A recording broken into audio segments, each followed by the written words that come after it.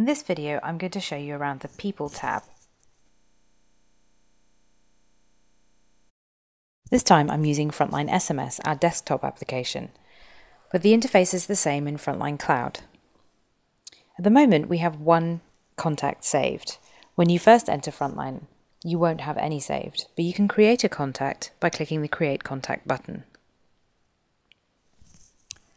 Enter the contact name in the top box and the mobile phone number in the second. You can optionally add an email address. In the Add More Information drop-down, you have the option to add a new contact field. For example, you could create a new text field to show whether a contact was a member of staff or not. Now we have a new contact field for staff. I'm going to say, yes, this contact is a member of our staff. You can also add notes about the contact and add them to a group here. We haven't created a group yet, so we'll do this later.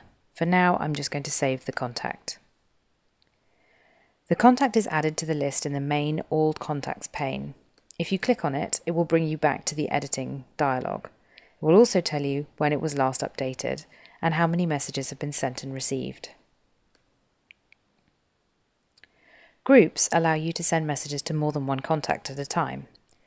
At the outset, you won't have any groups set up. Click the plus sign to set up a new group. I'm going to set up a group called Team to show SimLab team members. When the group is created, it will appear in the left-hand pane. If you select it, you'll see there are so far no contacts within it. You can click the Create Contact button to create new contacts specifically for this group, or you can add people who have already been added to the system. Let's go back to the contact we just created. In the Edit Contact dialog, you'll see there is an option at the bottom to add the contact to the group. Select the group you wish to add them to, and the contact is automatically saved. Now, when you check the team group, it includes me. Smart groups include any contacts that fit the criteria you set based on the information contained in the database. Let me show you how it works.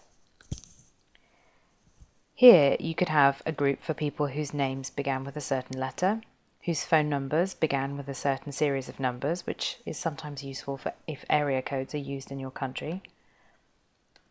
We're using other rules if a notes box contains a certain thing, or if one of your custom fields contains a certain answer.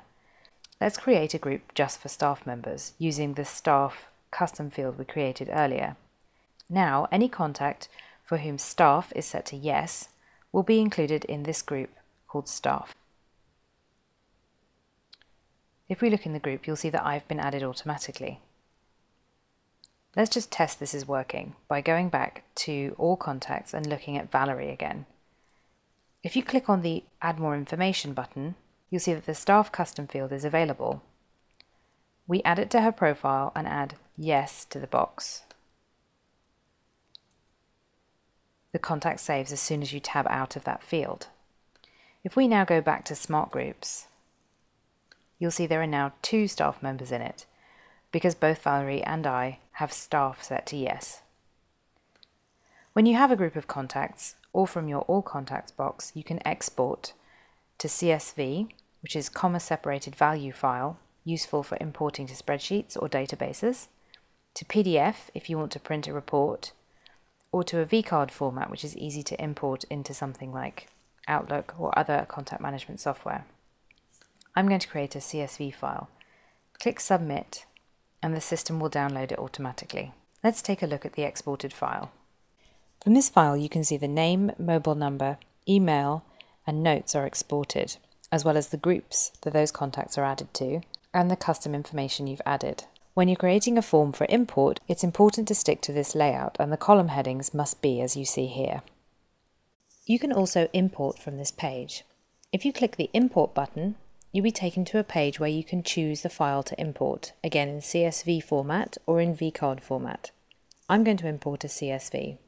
Once you've chosen a file, the system will take you to a review page where you can check that the data is displayed as you would wish. You can check that the mobile numbers are all internationalized and that the groups are correct. Here you can see we've got 2 different groups represented, neither of which I'd created yet, and 2 contacts which aren't in groups. When you're ready, click Import All Contacts. The system will import the contacts and let you know when the import is completed. When the imports have successfully completed, you'll be able to see them in the system. Here you can see the full list of contacts now in the system, and also the 2 additional groups that we created by importing them. If a group is listed in the Groups column in the Importing CSV, it will be created automatically by the system, and that's what's happened here. So the final thing is to send a message to your group. Click Send SMS. You can now choose from the contacts you've created or from the group.